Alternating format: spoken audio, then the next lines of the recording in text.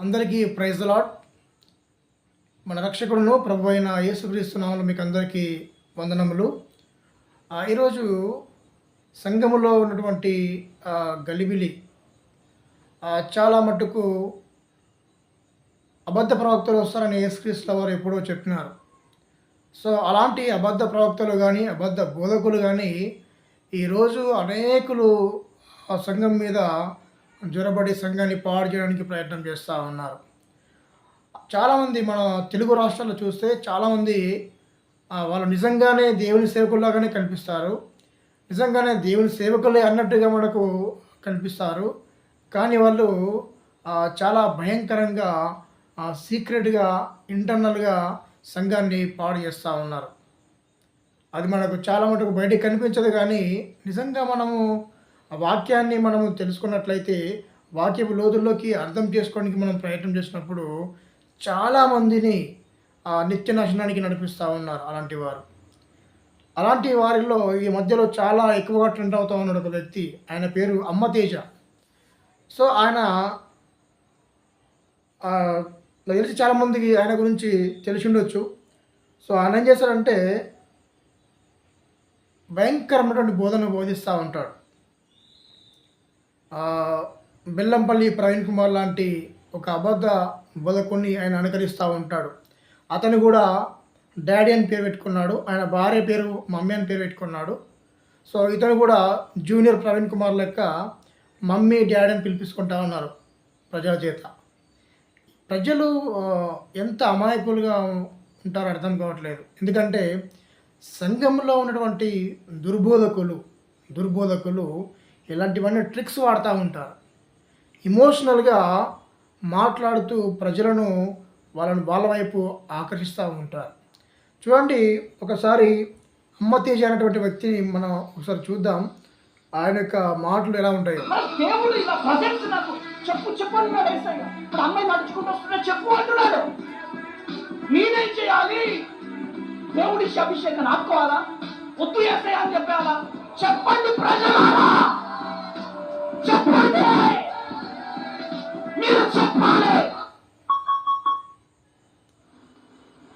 చూడండి, యేసుక్రీస్తు అంట ఆయన్ను ప్రేరేపిస్తున్నాడంట.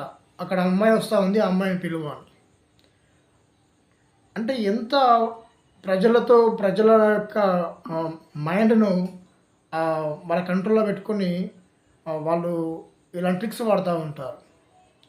ఆయన వాడుకుంటా ఉన్నాడు, నేను ఆగిపోవాలా, లేదంటే నాకు ఆయన ప్రజెన్స్ నాకు ఇస్తూ ఉన్నాడు, నేను ఆగిపోవాలా, ఏదో చెప్తా ఉన్నాడు.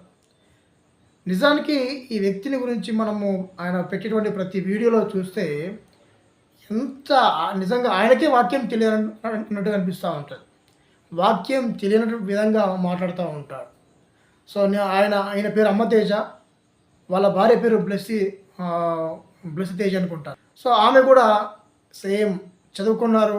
కనీసము బైబిల్ను చదవడానికి వాళ్ళు ఎంత నిర్లక్ష్యం చేస్తారంటే, సో వాళ్ళు ఇష్టరాజ్యంగా బోధిస్తూ ఉంటారు.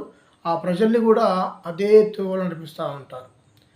చాలామంది అంటూ ఉంటారు, ఆయన ద్వారా అనేకమైన ఆత్మలు రక్షించబడ్డాయి, మీకేం తెలుసు అంటూ ఉంటారు. కానీ ఒకవేళ అతడి ద్వారా ఆత్మలు కానీ రక్షించబడ్డాయని మనము భ్రమలో పడిపోతే అవి నిత్యనాశనానికి వెళ్తాయి, కానీ నిత్యరాజ్యంలోనికి వెళ్ళేటువంటి ఆత్మలు కావు. విషయాన్ని మనం గమనించాలి.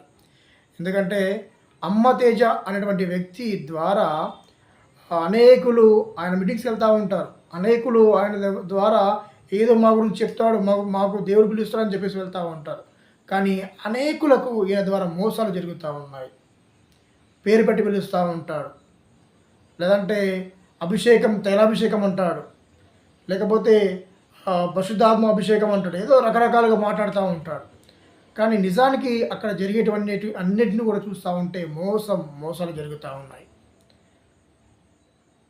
ఆయన పెట్టేటువంటి మీటింగ్స్ ఏదో చిన్న ప్రోగ్రామ్స్ పెట్టడండి. ఆయన పెడితే పెద్ద హాల్స్లో పెడతా ఉంటాడు, కొన్ని లక్షలు ఖర్చు పెట్టి ప్రోగ్రామ్స్ రన్ చేస్తూ ఉంటాడు. అంటే ఎంత డబ్బు వస్తుందో మీరు అర్థం చేసుకోండి. కొన్ని లక్షల డబ్బులు వస్తూ ఉంటాయి, దాన్ని అలా ఖర్చు పెడతా ఉంటారు. ఒకసారి యేసుక్రీస్తు మత్తయి సువార్త 7వ అధ్యాయంలో ఏమన్నాడో చూద్దాం. మత్తయి సువార్త 7వ అధ్యాయము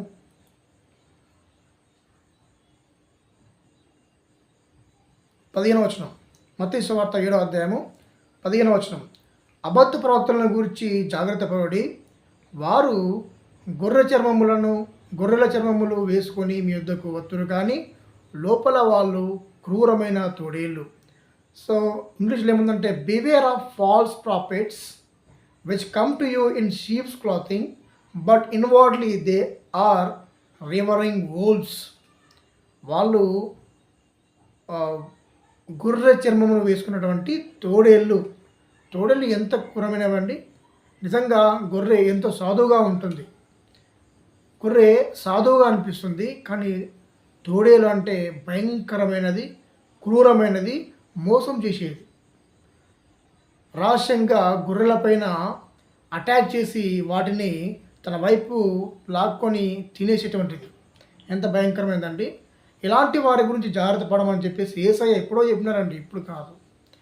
ఇలాంటి వారు వస్తారని కూడా బైబిల్లో చాలాసార్లు రాయబడి ఉంది. ఉన్నాడు ఆ దినమందు అనేకులను చూసి ప్రభువా మేము నీ నామమున ప్రవచింపలేదా, నీ నామమున దయ్యమును వెళ్ళగొట్టలేదా, నీ నామమున అనేకమైన అద్భుతములు చేయలేదా అని చెప్పుదురు.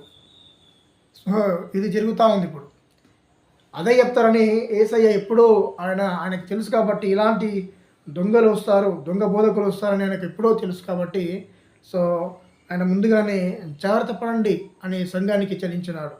నిజంగా ఇలాంటి బోధలు తీసుకొచ్చేటువంటివి బోధకులు లేదంటే అబద్ధ ప్రవక్తలు చాలా మటుకు వాళ్ళు సెల్ఫిష్ అంటే వాళ్ళ స్వార్థం కోసం బోధలు చేస్తూ ఉంటారు.